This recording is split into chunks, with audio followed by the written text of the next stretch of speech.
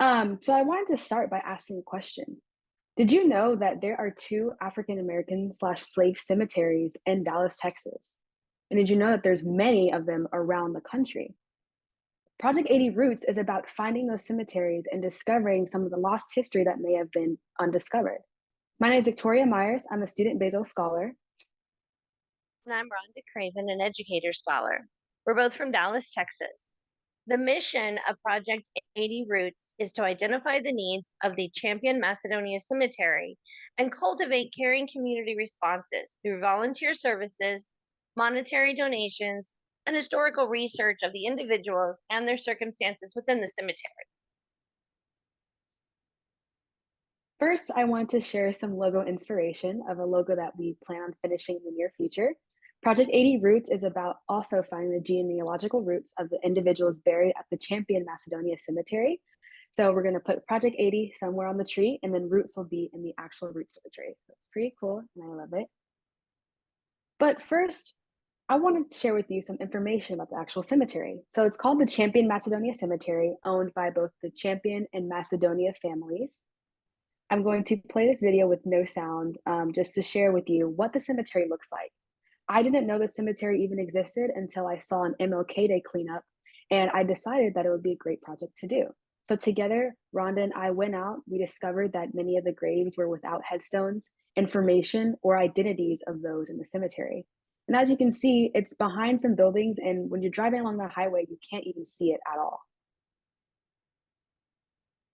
Anna Burroughs is a genealogist who graciously volunteered her time to help us learn more about the stories of the individuals that are buried in the cemetery. In an email to Victoria, she said, for centuries, the African American community has been fed the narrative that we come from nothing and nowhere. And that simply is not true. Everyone deserves to know that forgotten ancestry. All right, so how this project became about is first with community outreach. So as I stated before, I'd heard about the cemetery on a news interview back in 2022. I decided to set up a Zoom call with the Champion and Macedonia family members to ask them what the need for was for the cemetery, which included benches, lights, getting a new gate, one that actually closed so that people wouldn't be able to get in at night. And then finally, I attended one of the cleanup events to talk to some of the community members who volunteered there and see what their visions were for the cemetery.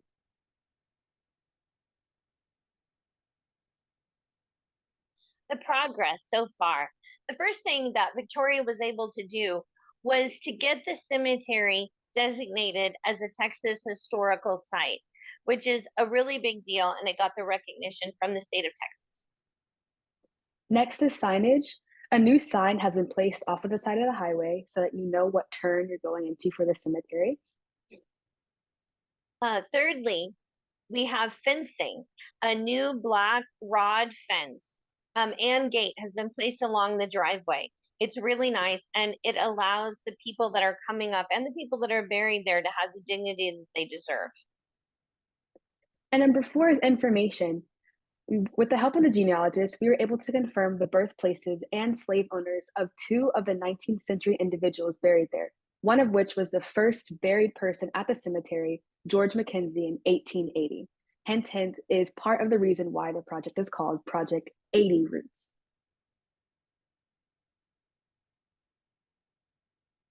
We have an active social media account. We've gained over 200 active followers on Instagram and Facebook.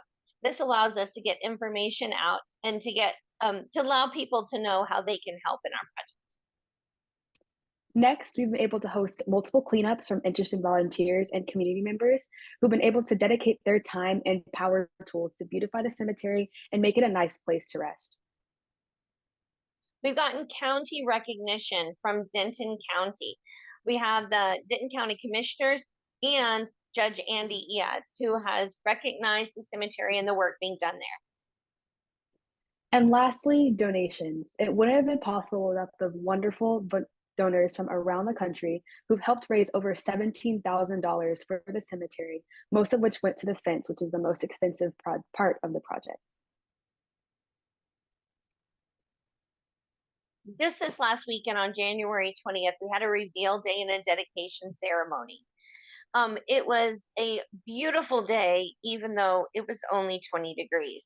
That being said, the cemetery was full of people. There was the I'm sorry, I lost my train of thought. There was a state senator there, and there were families from the Champion of Macedonia families. They were there to celebrate all the work that has been done, and they were there to see what work still needs to be done. It was a very wonderful event. I like to call it the beginning of the end because we're not done yet. It was a great marker to recognize what we've done so far. But next, we still would like to get benches for people to sit on at the cemetery, solar powered lights that are able to light up the cemetery whenever it's dark at night, and then completing the fence so that the whole perimeter can be surrounded by the black iron rod. Long-term ideas are to have an archway sign, some further landscaping, and to have the BSU. So we're hoping that the BSU can help assist the cemetery at an annual event, which is a club that I'm in, and we'll be able to have some of the members go out on every MLK Day to make sure that the cemetery is clean for many years to come. So I want to say a really, really big thank you to Bezos, to the Pilot Knob Rotary Club for donating white crosses for the individuals of the cemetery to have. And lastly, every single donor and person on this call who's able to listen to our story. This is a QR code that summarizes what we've talked about today, as well as have information on how to donate. So if you have any questions, let me know. And thank you so much for